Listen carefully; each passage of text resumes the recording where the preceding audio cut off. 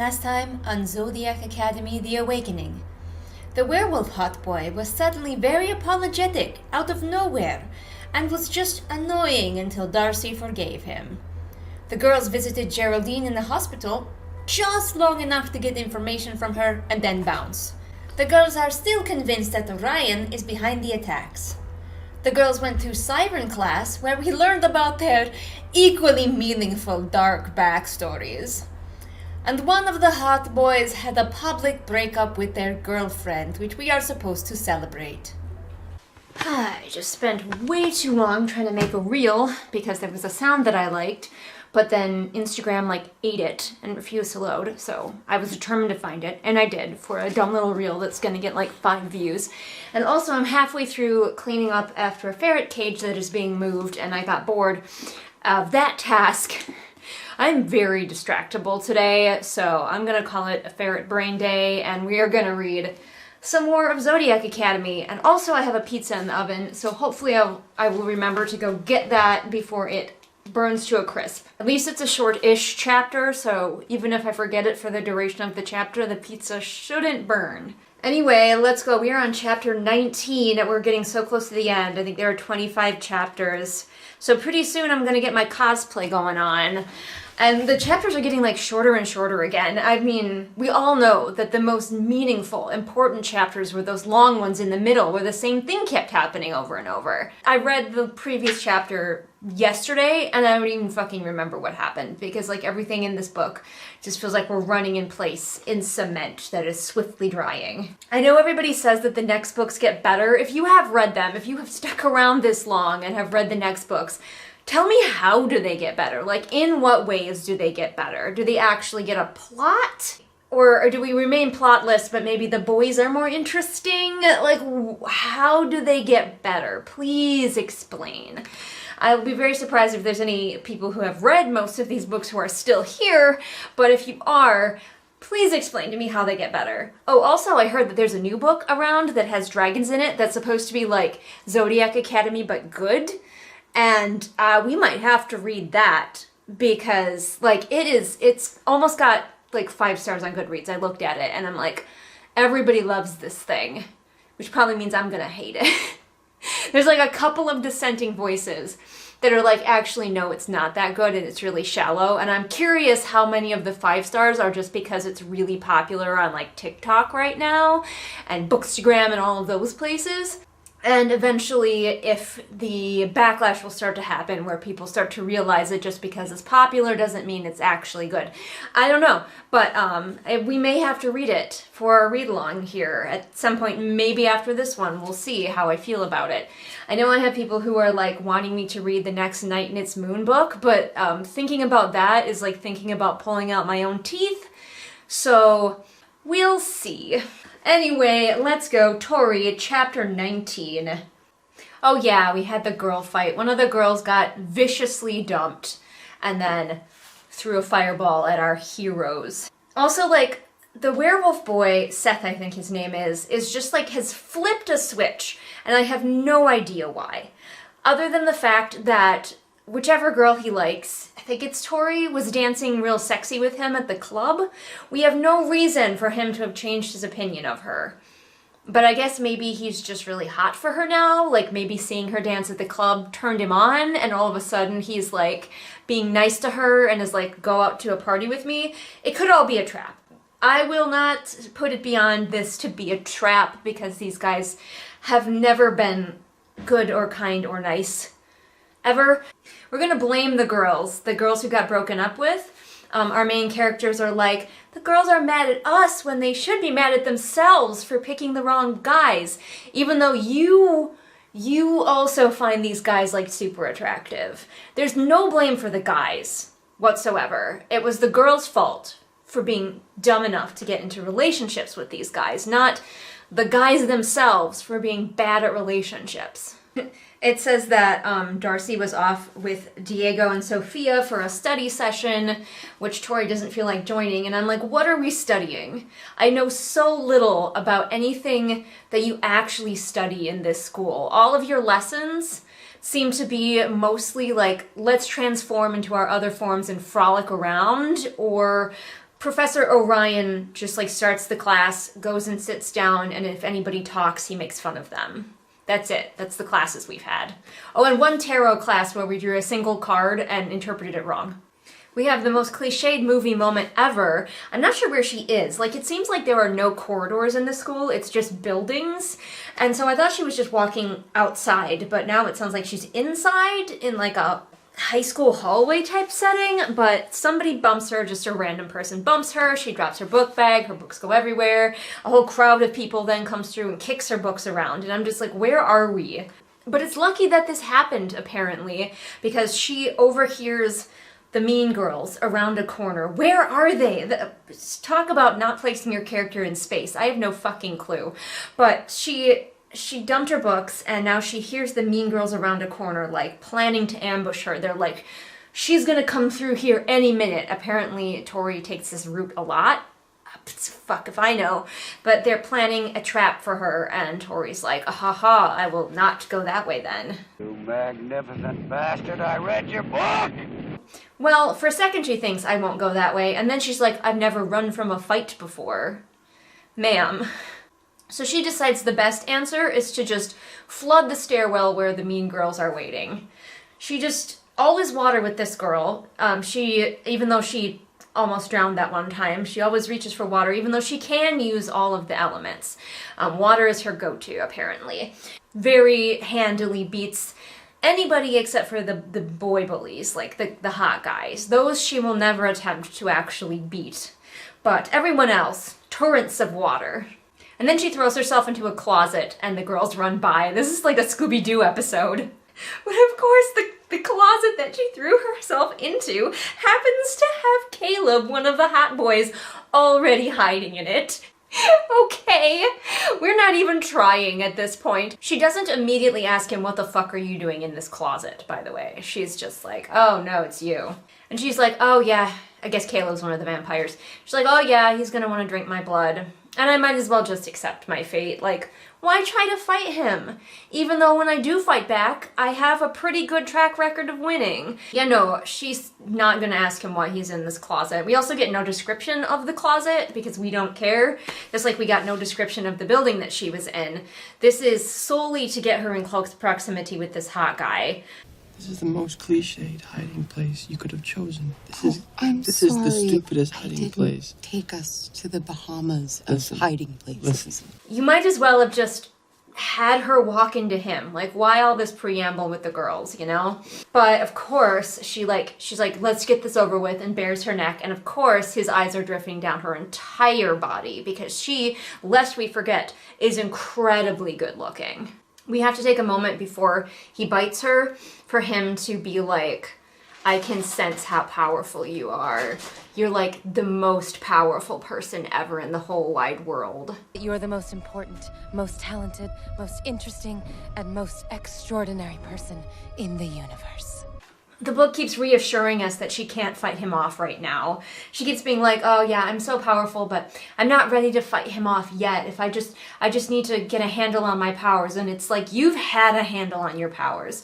We have never once seen you struggle with your powers. When you needed it, it's always there for you. Both of you girls, when you've actually like spent 10 seconds concentrating, your power has always come through for you. So why would we ever believe that you can't fight these guys off?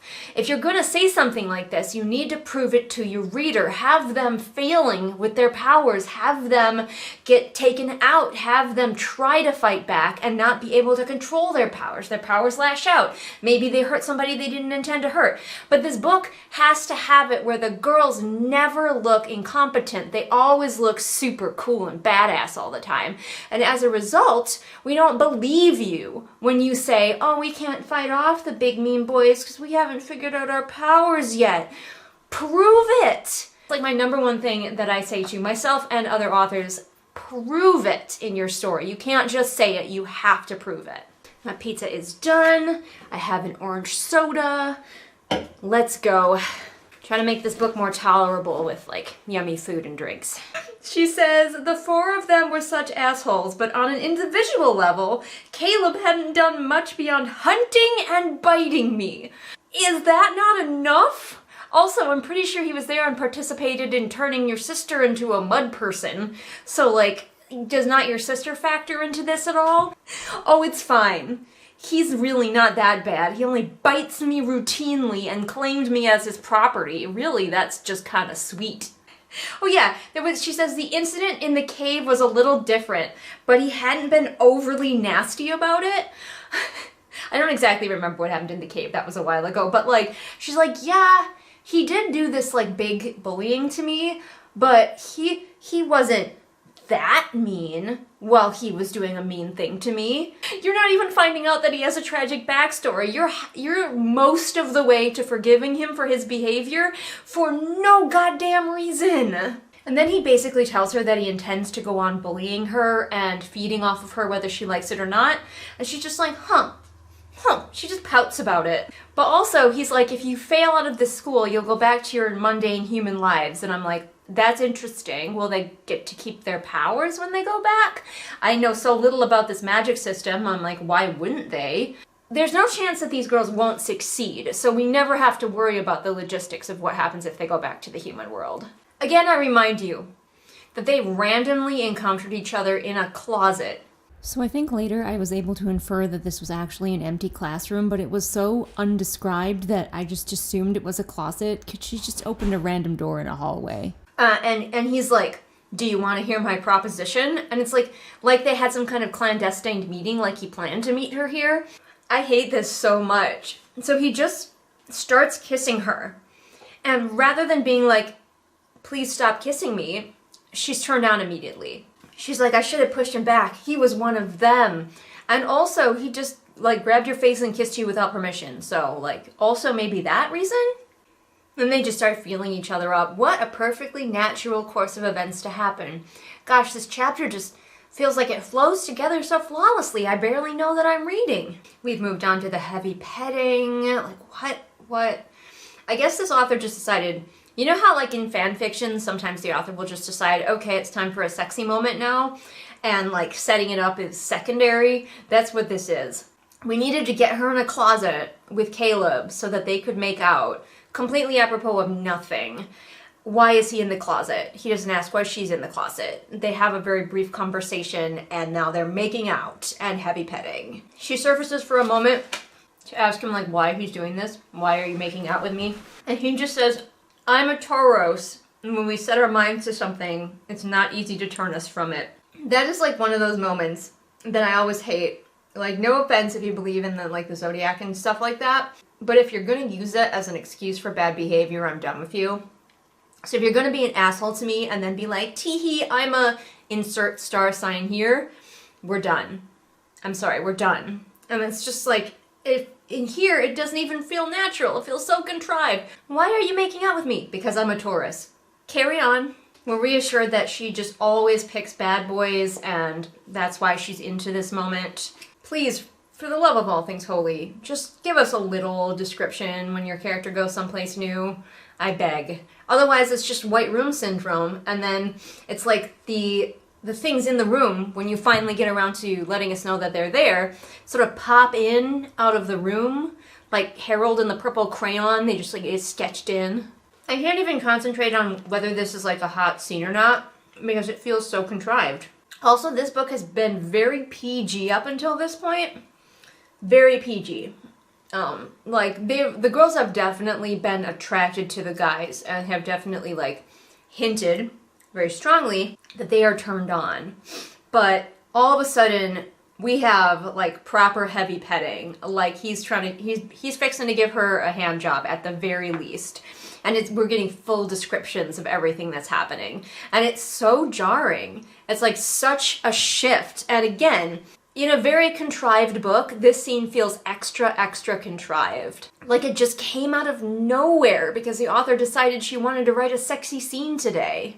It's just getting more and more graphic, and we've been through this much book without any hint that this was the type of book we were in store for. Also, I feel like most books like this, if they have like a satisfying, sexy scene, like going on pages and pages describing every tiny thing that the characters are doing to each other, where they're kissing, where they're touching, etc., etc., one would think that you would like to have some build-up. One would think that Tori's interactions with Caleb here would, like, set him apart, make it obvious that he's the one that she's going to end up in a closet with, slowly bringing them together until this scene feels like a natural conclusion, instead of just such a throwaway moment that I'm thinking that it's a trap, where any second now the other boys will throw open the door to the closet with a phone camera, or he'll start spreading around that, like, she's a slut who, like, assaulted him in the closet. I don't know. I don't know what this scene is doing because it came out of nowhere. I'm just guessing at this point.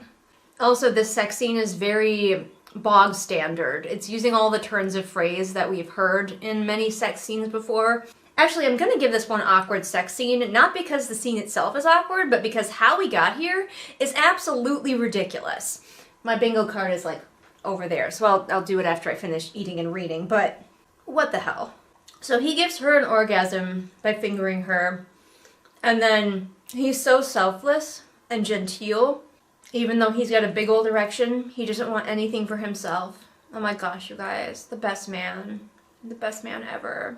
The bar is so fucking low. This video is gonna get demonetized because I keep swearing like crazy at it. The bar is so low. So he's like, next time, and she's like, next time. And he's like, you going to the dance? And she's like, ew, yeah. And he's like, maybe blow it off so we can go have sex. I love how the most important thing that we're currently building toward is not the end of the term, the big test, whether they'll be able to keep their fortune or be sent back to the human world, whether nymphs are going to kill them. The dance. The dance is the big thing that we're building towards. I keep forgetting that he's in the Earth house because I associate vampires with air. Maybe because the bats and the flying. I mean, I guess it's not completely out of nowhere that a vampire would be associated with Earth, since in some mythologies they're undead and, like, they sleep in a coffin, but he doesn't. He can walk around in the daylight. He doesn't even really, like, he sucks blood, but not really. He's really kind of sucking magic, and blood is incidental. So, and I don't think he's undead. So I don't know why he is Earth and a vampire. For some reason, Tori decides that there's no way she's skipping the dance, even if it's for him. And it's like, but why? Like, you showed barely any excitement about this dance. And you were really into this little sexy times that you guys just had. So I'm confused at your reasoning here. Finally, he bites her. Because apparently he's got a tutoring session with one of the younger vampires who he's trying to teach. She turns around and bullies the student on her way out. She bumps Teddy, the little baby vampire, on her way out. And I'm like, what did he ever do to you? And that's the end. She leaves. So that chapter existed for the sex scene, and it was just such a poorly constructed chapter. Everything in your book should feel intentional, including the sex scenes. And I've said it before, and I'll say it again, yes, I understand that this book is not trying to be complex, but it is a book about the romance, and yes, about the sex. I know that the books get sexier as they go. That's the main aim of this book. So that should, at the very least, those should be things that you should put effort into. You should make feel intentional. And that's not there. That's laziness. That is pure laziness. That's not a case of, oh, this book's gonna be what this book's gonna be. It's just simple, you know, uncomplicated, whatever. You can have a book with a simple premise, but it is lazy if you think that simple premise means that you don't have to ever put any effort into the story. And that's where I have the biggest problem. I don't care that books like this exist that are purely there for, like, wish fulfillment, your favorite tropes, and sexy times. I care that the authors aren't putting in any effort. You readers deserve books that fulfill, you know, what you want to read, sexy times, whatever, that the authors put effort into. This is not it. I'm angry on your behalf. We're always learning and growing as authors. Don't rely on tropes to just carry you through a book. Don't rely on, oh, my readers are too dumb and blinded by sexy times, that they won't care that I didn't put any effort into this book. Readers deserve better, and we should give them better, especially right now when art is so undervalued. Like right now, as I'm filming this, there's a writer's strike going on. There's all this concern about AI coming into the writing sphere. Because a robot could write this. Like, not exactly, but we're getting close. Because this is just a series of tropes and scenes. It is not a story, and a robot can come up with tropes and scenes, so let's do better. Alright, that was a big old rant. I don't even know for sure that I'm gonna leave it in, but I probably will. I am going to finish my pizza and go do something else. Probably finish cleaning up after that ferret cage, because it's sitting there like, you got halfway through. I'll see y'all for the next chapter. Hey, you know what time it is. Yeah, that's right. It's time for a shameless plug from Julian, but I try to keep these interesting.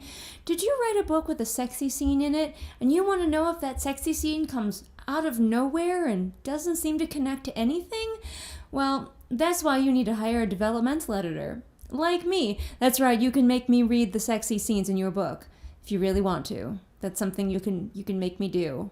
As of filming, it is June, and I am booked for novels in June, but I do have openings in July, and I can take smaller projects at any time. Don't forget that your first 5K words are only $25 to see if you like my style.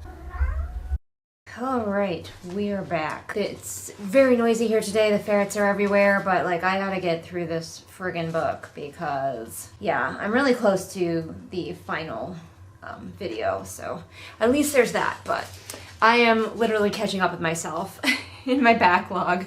It is really difficult to motivate myself to want to read this thing because nothing's happening. I feel very certain that we will get absolutely no closure, that this book is just going to stop because you're supposed to pick up the next one. I don't think we're going to get any closure for what's going on with the nymphs. I don't think we're going to get any closure with the girls and the guys that they may or may not like but are suddenly having sex with in janitor's closets or empty classrooms. I'm not even sure. So we are back with Darcy for chapter 20, but we will get closure on whether the girls go to the dance, which is of course the most important plot point. Yes, there are murders and their not friend Geraldine was attacked by a shadow man, but the dance. I don't know how I had my camera before that you could see my books and me at the same time, but I'm struggling today. We have to dedicate an entire paragraph to describing the girls' dresses and their hair because we know that really what this book is all about is wish fulfillment, so you can pretend that you're one of these very, very attractive girls, and then you can imagine that you are wearing these pretty dresses and going to a dance with interchangeable hot boys. I love how we basically have the prom, even though this isn't actually magical high school, this is more like magical college. We have a prom happening. I don't know why, but every time Tendi hears my voice, she has to make the most noise possible, so I apologize. And as we predicted, the spares, the two friends who exist only to just be friends for our main girls, are together. So it's good that we have established that they have no personalities besides be nice and like each other. By the way, I am gonna go ahead and give this minority there just to serve straight, white, able-bodied main characters because yes, we are told that the girls are not actually pearly white skinned like myself, but like for all intents and purposes they are. So I'm just gonna assume that they are just wearing lots of bronzer because it does say that they have bronzed skin, so they are, for all intents and purposes, just white girls. They're just exoticized by the authors, who are very white, to make them even more, like, ethereally beautiful. So yes, Diego... Hola, Diego!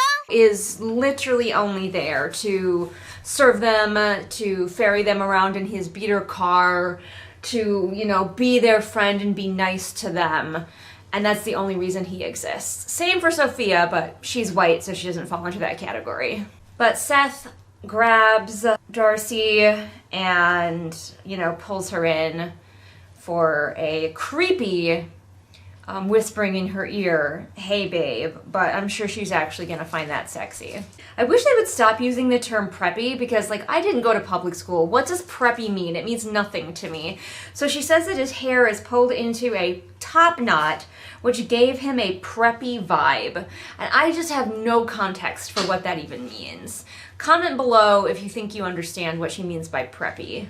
If you're wondering though what he is wearing to the dance, it is a white shirt that is pulled really tight over his muscular body. These guys don't know how to wear anything except white shirts that are too tight on their muscular bodies. Like if you gave them a baggy t-shirt, they would just stare at it as though it was a foreign object they'd never seen before. They would think that it was a hat or something. But then Tori doesn't intervene when Darcy gets grabbed by this guy, and Darcy vaguely wonders why. And I have no idea. Like, with a normal author, this would be a plot point that we should remember, but with this author, fucking who knows? Because they just throw things in there, I think, that they might want to use later, and then if they don't end up using them, they just leave them in the book. My stomach seemed to hover. Hello, Chai. You want to come up and say hi to the people? You just really want to bite me is what you want. Come here. Come here, you little violet bird. She's getting away. She got away. I wanted to have her come up and say hi, but really she just wanted to bite me. It's so violent around here. I guess I'm no better than Tori and Darcy. I mean, I let cute creatures bite me all the time, so what am I complaining about, actually? Don't poop on my rug. Are you pooping? You are. You're pooping on my rug. Alright, the toll for biting me and then pooping on my rug in front of me is you have to say hi. I don't make the rules. It's just how it... Yes. Why are you so spicy today? She's a spiced chai today. She said, I'm gonna bite mom and then make eye contact while I poop on her rug. Anybody out there who sees our pets and is like, we want ferrets, that's what they're like. They're adorable and lovely and sweet, but also they will bite you and poop on your rug. She was right at the edge of the rug too. She knew what she was doing. She finally ditches Seth and then goes to hang out with her sister and their friends. Okay, we might be getting a hint. We might be getting a hint to a plot point, or it could be nothing. You can never tell with this book. But remember way back when they were at the bar, Sophia had to go home early because she had too much to drink, and it turns out that maybe that's a thing. Get used to disappointment. Literally, it is impossible to tell with this book when something's going to be important and when something is just a throwaway thing. But oh no, Darcy gets pinged by Falling Star, and Falling Star says, it's time we meet. I'll be waiting in the Venus Library. No consideration even. So she shows everybody the message, and Sophia, rather than being like, we'll go with you to make sure you're safe, just says, you'll have to tell us everything when you get back. Have fun storming the castle. Think it'll work? It would take a miracle. Bye-bye. The last time that you tried to meet with this person, you were attacked by a shadow monster. But don't even think about bringing any backup. That would be ridiculous. Diego, being the good person of color character here to defend our basically white main characters, is like, maybe you shouldn't. But they're like, we're fine. You worry too much, Diego. Apparently the library is like 5 steps from where they were already walking though, because they just like get there. In the time it takes them to have a short conversation about whether they should have brought Diego along or not, by the way, they just blow it off and be like, well, it's too late, we're already at the library. Like, if the library is that close, then go get Diego. So after all that buildup, and by all that buildup, I mean possibly the most buildup that this book is capable of giving, because the Falling Star thing is kind of, other than hot boys bullying them, is kind of one of the only through threads in this book. After all that, a guy steps out of the shadows and is just Professor Astrom, their tarot teacher. But he says he was a good friend of their mother. So he just reminds the girls of how their parents died. We know all the details already. There's nothing new here. I don't mind that it's a repeat of information, just because the last time we got this information was kind of the middle of the book, and it is okay to repeat important information later in the book if you're concerned that your reader may have forgotten it. That is okay. The times that I harp on it is when you repeat the information right after you just told the reader. Like the next chapter, we still remember.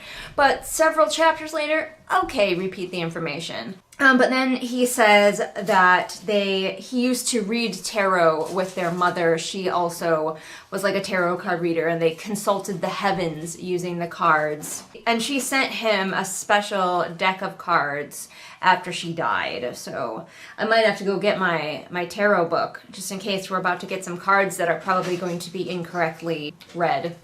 Yes, hello again, Chai. Can I help you? Do you want me to pay attention to you so you can poop again? She loves to like just put her little paws on my feet and look so adorable. And then when I reach down to her, it's a trap. It's like a cat who reveals their belly. It's a trap. So apparently he used this special deck of cards that he was given to figure out that there's some bigger shadowy figure pulling the strings, surprising no one because we've read books before. The nymphs are just pawns in this larger shadowy figure's game. We're walking. I cannot express to you how much I don't care. Like, if this book had had any type of, like, build-up, this would matter. But that's not what this book was about. This reveal means nothing to us because all we got were occasional hints about people being attacked by nymphs and a shadowy figure in an alley, which we were immediately distracted from because we had to get to Dancing with Hot Boys. This book cannot figure out what it wants to be. Like, if this book was just a romance about hot boys that happened to take place in a fantasy world, fine.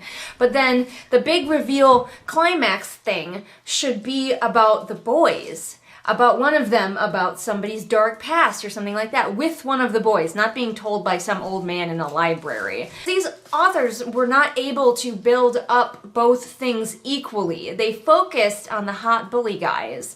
And as a result, we don't care what else is happening in this stupid fairy world that has, like, no rules and no culture. Speaking of no rules, so he is the tarot card guy. He teaches tarot reading in the school. So presumably in this world, we believe that tarot is a legitimate way to tell the future or find out things from the universe, whatever. So why is he clandestinely telling teenagers through a social media platform instead of going to authorities and being like, hey, there's a larger shadowy figure rising? Because, like, in our world, sure, the authorities would go, you heard this from tarot cards? But this is the magical world, and he teaches a class about them, and all of these students have magical powers. So if he brought this to the magic authorities, one would think they would go, oh shoot, we better look into this, because here tarot cards are, like, completely legitimate and real and correct. Apparently Darius is probably involved, and also Professor Orion, who has roots in dark magic. Again, we know so little about the magic system. What does dark magic even mean in the grand scheme of all of this bullshit? But of course, when Darcy asks dark magic, the professor does not elaborate. And I don't think these authors could legitimately tell you what dark magic means. I would challenge them. I would walk up to them on the street and be like, in the context of your book, what does dark magic mean? Suddenly, the professor pulls out a card, because he, like, senses that he needs to. Doesn't tell us which card it is, which is convenient for these authors. But the card tells him that they are being watched. And then he just buggers off. So, I'm so glad that we basically got the information that the girl's backstory is still their backstory, nothing has changed. And the girls already suspected that Darius and Orion were in on it, and this guy just reaffirmed the girl's suspicion. And also just vaguely said something about dark magic, which doesn't mean anything. And the girls bugger off as well. So that was that sequence. Darcy has flipped the switch, though. She went from, yes, Orion and what's-his-face, the other boy, are definitely in on it. But now that somebody else has accused Orion, she's like, but if Darius and Orion are after us, why do it this way? They could have killed us hundreds of times by now. Orion said himself dying in accidents on campus is regular enough. I don't remember him saying that, but maybe he did. But, like, okay, suddenly you're an Orion defender. Interesting. But they decide to put all of the information out of their minds and just enjoy the dance. Because, again, this book's tone is so confused. They're not even worried about who might have been watching them. They're just like, well, we got out of the library, so clearly we got away. The girls are back at the dance. We get a very brief description of how the ballroom looks, and then they're trying to find their friends when, oh no, the smell of cinnamon washes over her. For fuck's sake, this book will not let me even, in my own mind, picture Orion as having a slightly different body type than all of the boys. Because he moves past her and disappears in the crowd. But I was left with the lasting impression of his quarterback body fitted into a nice shirt and ebony slacks. I bet you it's a white shirt. Like, let me have a professor character who does not look like he plays American football. Can we please? The one American thing that these authors bothered to put in the book was that they figured out that American football players tend to be pretty muscular. And that's the end of the chapter. I think I might do like one more regular chapter, and then we will do our big finale where I have to figure out how I'm dressing up. Like, I have some ideas. But yeah, for now, I'm gonna turn off the camera, and then I'll probably just come back and knock this last chapter out before the big finish.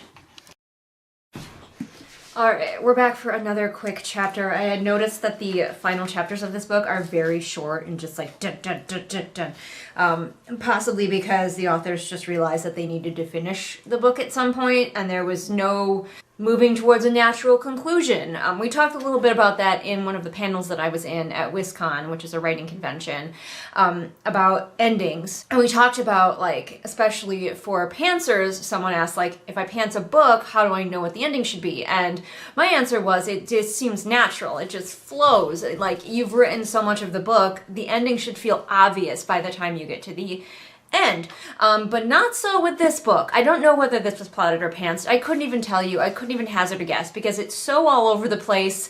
It could go either way. It could be that they did plot it together, but like without any skills at storytelling, it doesn't matter if you plot, and there's like no storytelling at play in this book. And I could see that maybe they pantsed it, but I don't know how you do that while working with another person. Like, I feel like when working with another person, you'd have to plan, but who knows? This book is such a disaster that I can't even guess. We are back with Tori for chapter 21. Interesting, she mentions that lightning is from the fire school of magic. And normally I see lightning kind of being lumped into like wind so that it's weather. But lightning here is in the fire school, and that's interesting. I don't really have much more to say about it than that it's interesting. Do you associate lightning more with wind or more with fire? Oh, we have convinced and convinced in the same sentence. This would be something, I'm noticing it even more because when I'm doing my developmental edits, I go ahead and highlight where you reuse a word multiple times in close proximity, just in case you want to, not do that. Because it is super easy for us to do that, like myself included. I imagine pretty much every author does it. When you use a word, your brain can kind of latch onto it, and then you can use it again a bunch of times and not realize that you used it again a bunch of times. But Darcy had been convinced to join Seth for a dance too, and though I wasn't exactly convinced that he held entirely good intentions. So it's like they're basically sitting on top of each other on the page even. It's very noticeable, at least to me. Darcy is off dancing with Seth, go figure, and Tori is dance partnerless. This doesn't seem like a good idea. She goes to the bar and the drinks are being served in glasses that are made out of ice. And I'm like, okay, cool, but I'm picturing either if there's any moisture on your hand like sticks to the glass, or the glass gets just melted enough to be slippery, so you go to pick up your drink and you drop it on the floor instead. Like, it just, I get it, it's magical ice, but it just seems like a bit of a risk to me. I wouldn't do that, personally. She briefly entertains the idea that she could go and hang out with the members of their fan club, who are here and doing their own thing. But she's like, oh no, that would be too cringe. I would rather be alone than go be with those people. But of course, Caleb the vampire appears at her side. She thinks that he used his vampire speed to get there, and like I am now picturing him like zigzagging at top speed through the crowd to like run up and be next to the girl, and this doesn't feel very dignified or like sexy. Here's an example of a time when you don't need one of those LY words. The heirs didn't seem massively pleased to see me. The heirs didn't seem pleased to see me. Does the same thing. Massively is doing nothing for you in that sentence, so get rid of it. So Seth, even though he was flirting with her very much, does not get the girl this time, and he has to go hang out with his friends. It is pretty hilarious how like the other hot guys are just like, let's go, and he like immediately kowtows to them, and it's not gay at all. I don't know what you're talking about. When she looks back to the dance floor, Darcy and her dance partner Caleb are both gone, and rather than being terribly alarmed, she's just like, Darcy's a big girl. She can handle herself, even though she also has vivid memories of being dangled over spikes by these people. Hello, Jadzia. Oh, hello. Hi, the people haven't seen too much Jadzia. She's a little bit of a shy girl. Hi, baby. Oh, we're gonna war dance. Oh, no. Oh, no. Oh, no, guys, I'm under attack. Ah, the war dance is off the charts. So she decides that maybe she's at least gonna, like, walk around a little bit and see if she can find her sister. She's still not overly concerned, but as she walks, the worst possible thing happens. Just the darkest timeline. Geraldine is here. And of course, Geraldine's dress is described as like phenomenally ugly and just like poofy and ridiculous, because why would Geraldine wear a flattering dress? I really just absolutely hate the way these authors are treating Geraldine's character, because everything about her is a choice by the authors. And it is just so rude, quite frankly. Like, I would not want to read the rest of their books on that alone, knowing that they're going to keep up that treatment. And why? Because she's a little bit silly, a little bit cringy, and not traditionally beautiful, which all we get really is that she was like a burly girl, whatever the fuck that means. Does it mean she's muscular? Does it mean she's curvy? We don't even know. What does burly mean? Dear Burley, I've never written to a registered trademark before. Are you a real person or just a composite? If you are writing a character solely so you can just shit all over her, I don't want to read your books. Hello, Chai.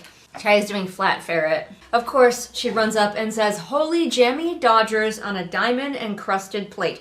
Also, more proof that these authors are British. We don't have jammy Dodgers here in America. For some reason, Tori decides to hug her. I guess she's just happy to see that Geraldine is out of the hospital. Tori says, "I could tell that my embrace meant a lot to her, but I'm sure you're not going to start treating her better." Like, I guarantee. I would, if these girls start treating Geraldine and her crew better in future books, please comment below. But then the rest of the little fan club notices that Geraldine is here, and they come running over to greet her, and they throw a few, like, "Your Majesties" and bows at Tori. You know, just, it seems like kind of casually, like they just notice her and give her like a little bow. But because our heroines are just so friggin' humble, Tori is like, "Nope, can't have any of that," and she just leaves. So she bumps into Diego and she asks where her sister is, and he's like, "I saw her go outside, and then I saw one of the hot boys follow her out." So Tori's like, "Okay, this might be slightly more of a problem. I'm gonna go investigate." Of course she refuses Diego's help. These girls are champions of never, like, taking help when it would be the smartest thing in the world to do. Here's another time when you don't need an ly word. Again, this is especially for if you're trying to make your sentences cleaner, if you're trying to meet a word count, you can get rid of some of these words for free. Diego seemed inclined to argue further, but I waved him off dismissively. Waved him off implies that you're dismissing him, so you don't need dismissively. She goes outside, she doesn't see her sister, but oh, there's one of the hot boys. And he says, like, the quintessential creeper guideline, "Out for a walk." Out for a walk, bitch. But we take a moment to describe his muscles, like pulling against his shirt. Even no matter the situation, scary, funny, no tone will ever prevent our girls from admiring these guys in their shirts that are like stretched against their strong man muscles. So for some reason he's like, "Hey, you need to leave. This is your last chance to go back to the human world." And she says, "No, ain't gonna." I don't know why. I guess maybe she just likes having money here. I don't know. So he grabs her and she tries to flee, but he uses coercion, and she tries to resist it with the techniques that she totally learned off page, but he's just too strong. This is Darius, by the way, and I can't remember which one he is. Is he the dragon? I don't remember. These guys are all the same. They're all the same. He is the one who they thought was working together with Orion, though. I do remember that. And then the chapter just ends. She is being dragged away by Darius. Well, she's not being dragged. She's going because he used coercion on her. But she done been kidnapped by Darius for some reason. I wish I could remember anything about these boys other than the fact that they were already suspicious of him. Like, I can't even remember if she had, like, moments with this guy so she could feel betrayed, or if he's one of the ones who mostly just bullies her. Like, they leave a non-impression on my mind. These guys, every time they're on page, it's like a black hole stealing away my desire to remember anything about them. Which, basically, if you want to know how not to write a character, this book is your guide. Do not come to this book for any lessons about pacing, about storytelling, or about character writing. Come to this book for entertainment. End of. Alright, I have lots of other stuff to get done today. Super busy day, so I will let you go. And next time I see you, I will probably be in costume for the final chapters. Hooray, I think. Keep it gay, keep it gay, keep it gay. Keep it gay.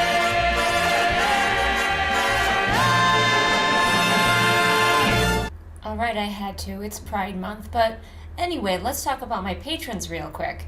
Patrons like Kat, Valkyrie, Veda, Ingrid, Roma, Pansing Pony, Julius the Nice Dragon, Haley, Sam, Kiara, Kohikaro, Mooney, Maria, Kristen, Bear, Jojo Bookish, Lauren, Robin, Ursula, Caitlin, KJ, Lafone, Amanda, Celia, Neon NVM, Alyssa, Rita, Deborah, Afra, Melissa, Swamp Goblin Waifu, Sophia, Marine, Kit, Hidden Glade, Light Julie, Patrick, Anne Sophie, Callison, Ray, Shelby, Zaire, Jesper, Rennie, Scribbling Cat, Savvy, Jenny, Amanda, Lisa, and Sarah. Wow, that is a lot of really awesome patrons.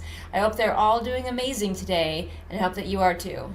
It's time for a special shout out today. When you first become my patron, you get a special shout out where I'll tell everyone about any links that you want to share. And today we have new patron Kat, who shares their Instagram, where you can find all kinds of amazing crochet creations. Nigel agrees. I don't know if you could hear him.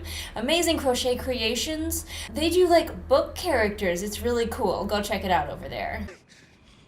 What are you doing here? 5 words or less. Out for a walk, bitch.